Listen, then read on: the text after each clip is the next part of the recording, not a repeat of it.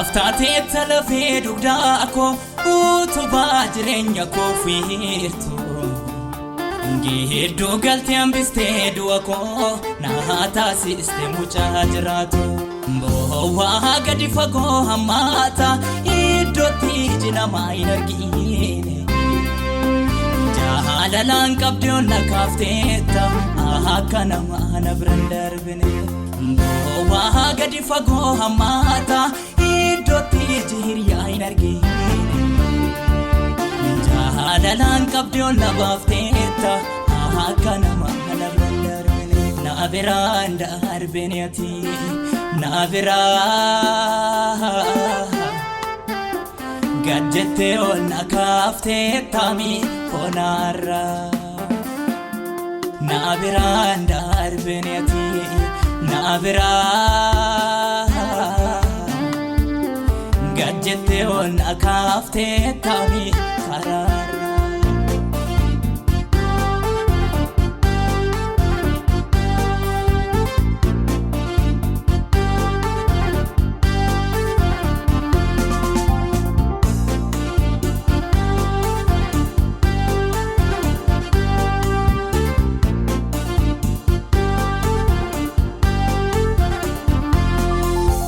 Naalota gabu'aa fi olkaa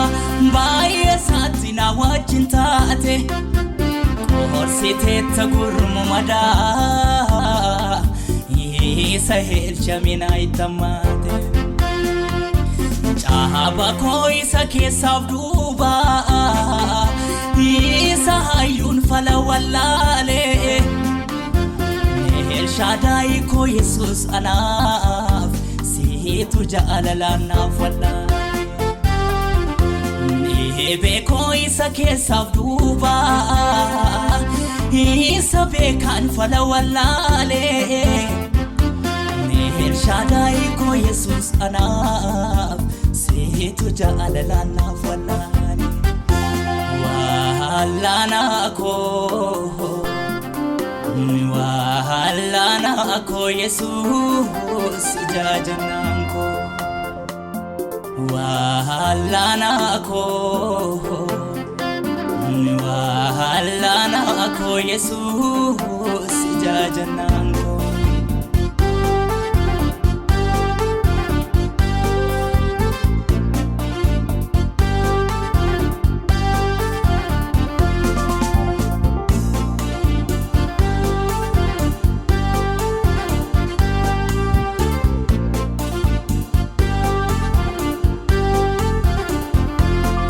Deemsa laafa onaa sodaan marfamanii Taabba itti arganaanu Ol ilaalaan gadi gaafa dhibuu furmaanni dirree irratti of gananu Achitaasi argeemani callisee kee dhoksee olmaa irra darbuu hin danda'u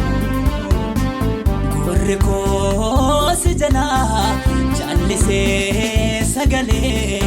kan ormaa hin dhaga'u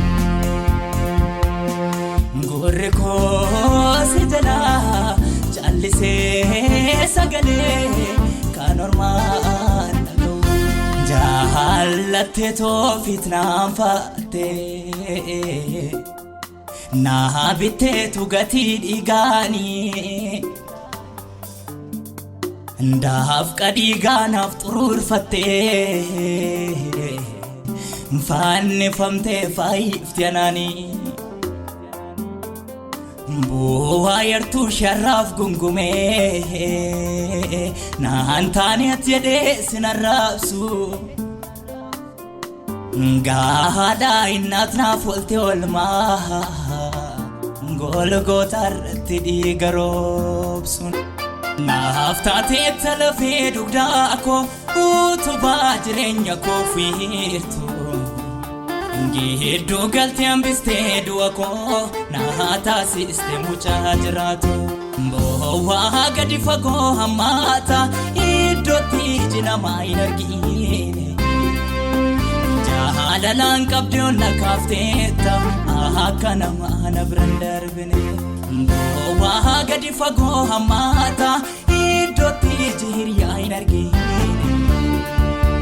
jaalalaan qabdee ol na baafteetta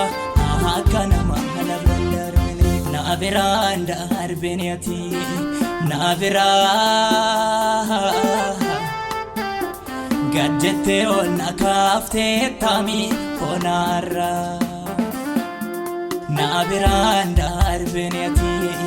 na biraan gadjettee ol na kaafteetta mi karaa